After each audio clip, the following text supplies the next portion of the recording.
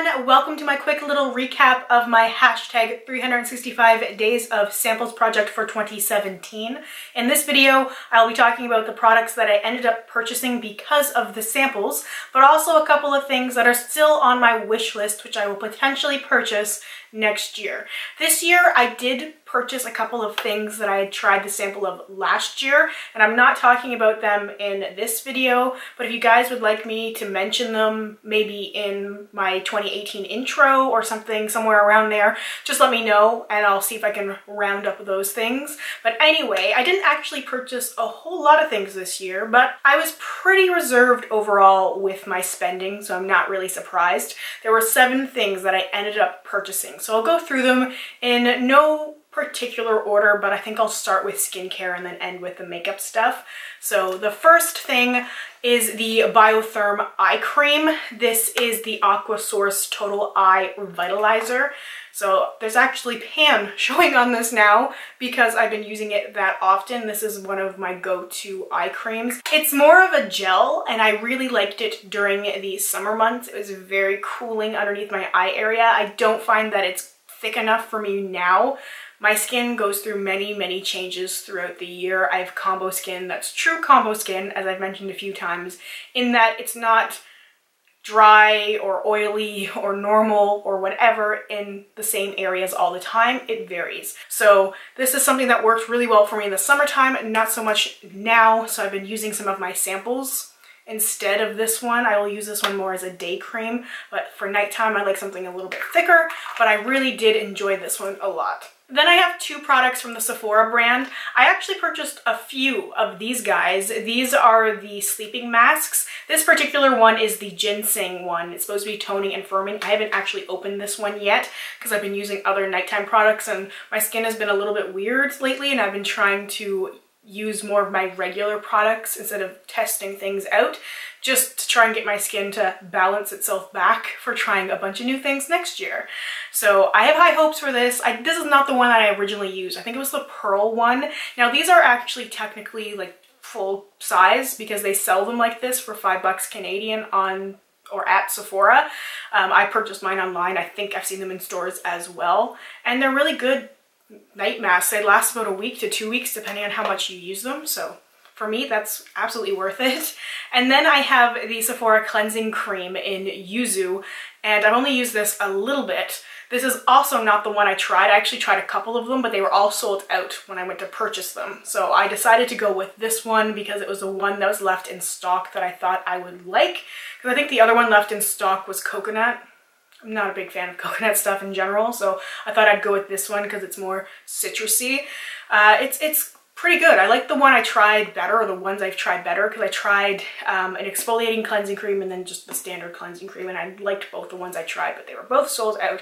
Otherwise, I would have purchased the exact ones that I tried the sample of. So moving slowly into makeup, although this could still be considered skincare, the MAC Strobe Cream, and this is just the original one. It's now called Pink Light. They have a few different ones for varying skin tones. This was the original one. I had a sample of it and I loved it. I am wearing it a little bit today. I just picked this up because it had been on my wish list for a long time, but I just wanted to purchase it in store because I find that when I order online, I'm more likely to throw in extra things from MAC for some reason. It's like only MAC. If I'm shopping online with MAC, I'll be like, buy all the things. And in store, I'm usually pretty good. I can kind of go in, get what I need, and leave. And so I just picked this guy up, and it's so good. I'm so glad I have this now because I didn't have anything like it. I had stuff that's similar that I'm planning on panning next year, but nothing that worked quite as well for me as the Strobe Cream does. And some people use it all over their face. Some people use it as like a highlighter. Some people use it on bare skin, on top of foundation, mixed with foundation. It's very versatile, but I find it's really glowy and it really hydrates my skin. And it's just something that I've been craving lately because my skin has been a little bit more dry than it usually has been. And I just love to shine. I love to be glowy and shiny as much as possible. So anything that adds extra glow and shine to my skin, I'm good with. And speaking of extra glow and shine, I also bought the Becca First Light Primer. This is my holy grail illuminating primer. I'm just going to say it now. I don't even want to try anything else. I am so happy with how this primer works for me. Of course, now that I said that, they'll probably discontinue it. I had tried the backlight primer, which did not work for me. It really emphasized my pores, but the first light one, it really gives me that glowy skin that I just crave. And I've tried so many illuminating primers and none of them have worked for me. They just haven't made my skin look good and glowy. It's usually like one or the other. Some of them aren't glowy enough and some of them just really emphasize my pores and skin texture. And this is the only illuminating primer I want now. So I feel really happy about that. One of the things I really want to discover and find out are those things that I want to keep repurchasing, those things that I love using and I don't want to seek other things out. Of course, I'll try samples and see if I come across stuff, but I don't want to be on the hunt for things and spending so much money on them because some of these things are pricey. So I'd rather have them and use them and enjoy them and know what I can keep going back to comfortably. And I love Becca as well. So I'm really happy with that. That had been on my wish list for a while, since like the beginning of the year, and I waited till the big Sephora sale to buy it, which is pretty much what I did with a lot of these things, is I waited till sale time to make more purchases, just because it made more sense. Some of these things I really didn't need, like the primers. I would have been fine using what I already had, but I really wanted them, and I wanted them for like 10 months, so I decided to just go for it, and I'll use them sparingly while panning other stuff next year, but that way I have a mix of stuff that I really like using and then I can get rid of the stuff that I don't like as much. I also picked up another primer. This is the Laura Mercier foundation primer in Blemish-less, and I love this primer as sort of an everyday primer. I go back and forth between wanting just a really hydrating primer and wanting something like this. I like it because it's supposed to help with acne, and I've had a few breakouts recently. I think it's just a combination of like stress and weird skincare and diet changes and all that stuff.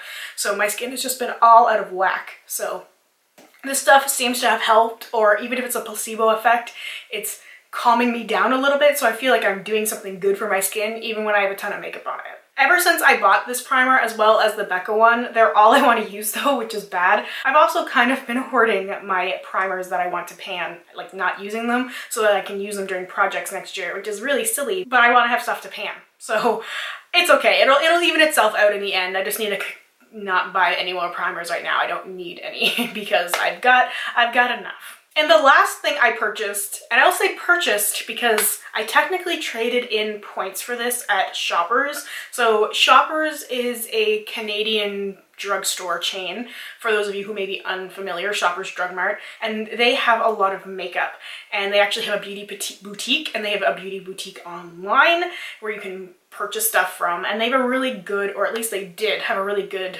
rewards program, optimum points. So for every so much money you spend, you get points, and when you reach a certain levels, you can redeem points, and at the very top level you can redeem for $100 and something.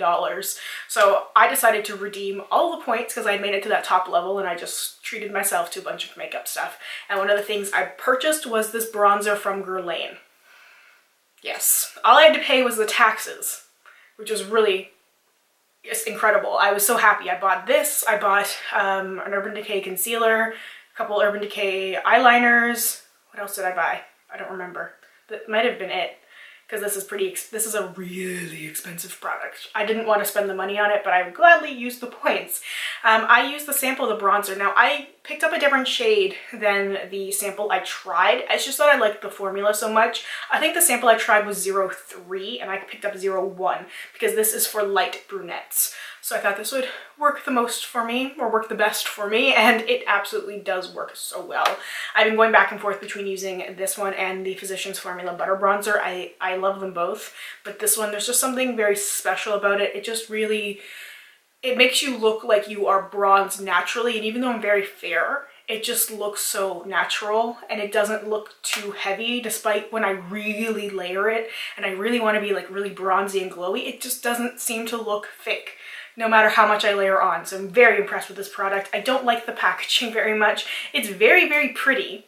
It's very pretty packaging, but it's so light and it feels almost cheap in a way. Like, it looks pretty, I just wish it had more weight to it. I'm used to luxury products being heavier, and despite the very, very high price point of this stuff, it feels cheap. Like, it does not look cheap, it doesn't perform like a cheap product, but it feels like it. So those are all of the products I picked up because I tried the sample. I never really thought that I would pick up like a powder product after trying it on one of those card things, but hey, that's how good this bronzer actually is.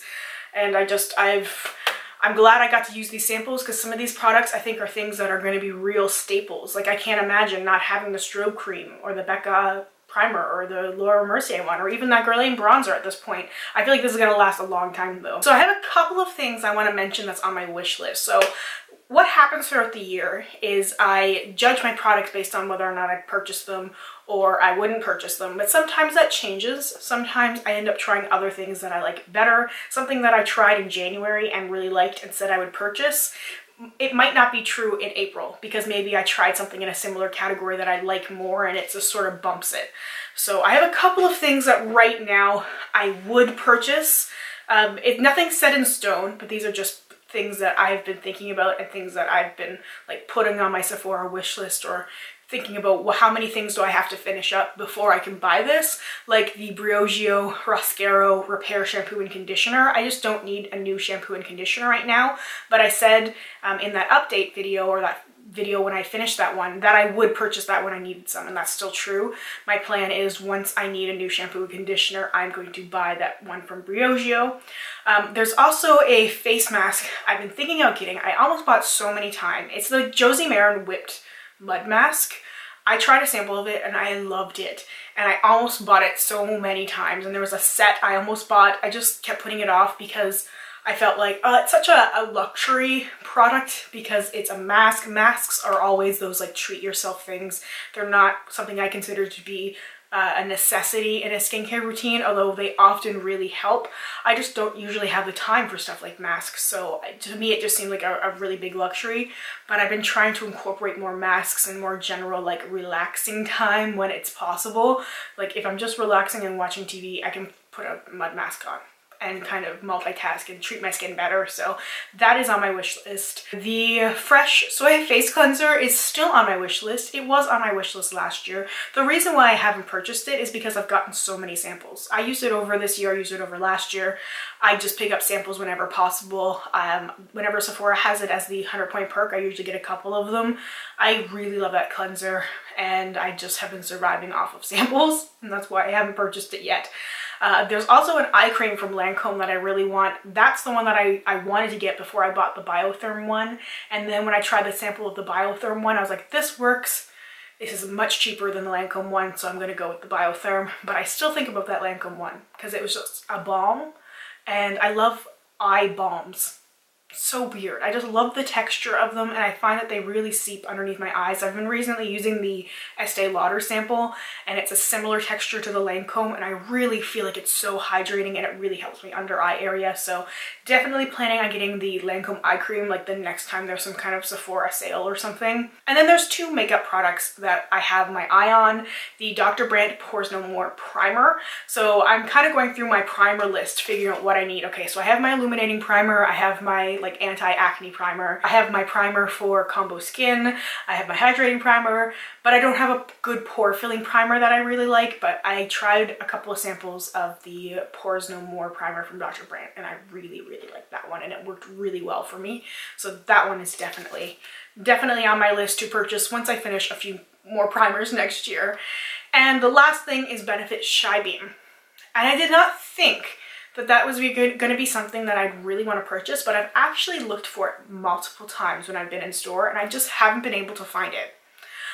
Every time I've gone, it's been sold out or it's just not on the shelf. I hope it's not discontinued because it's just always sold out. I really liked using it underneath my eye area as a brightening thing. Somebody told me to do that and I used it and it was amazing, and I just felt the combo of it and the Becca under eye corrector was so good at brightening my under eyes. But I could also use the Shy Beam on its own, and I like having the liquid option and the heavier cream option because it depends on what my needs are and what kind of base I'm doing. Sometimes the Becca is too thick if I want to do a lighter base, so I really want to find that because I just feel like it's like a missing step in my makeup routine because the one I have now is not working for me. So I want to finish that one and then hunt for the Benefit one. Alright, so that is everything for my hashtag 365 days of samples recap.